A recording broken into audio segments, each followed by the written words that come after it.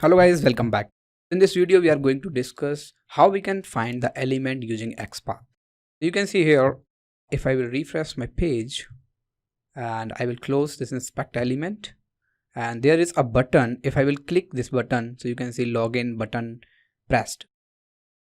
I want to automate this login button using xpath. So it's very simple. Just inspect it first. Here, over on it. So you can see here, this is the button, and if you will right click here and you will see here copy xpath.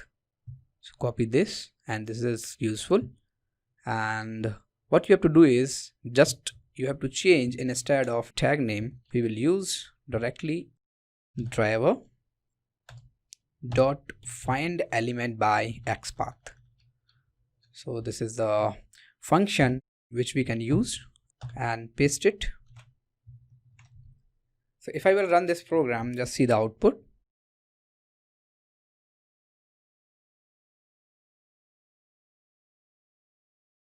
So browser got loaded.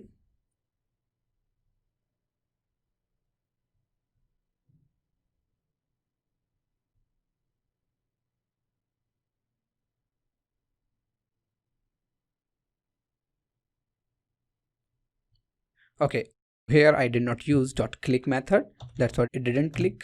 So I will use here, and then I will rerun it.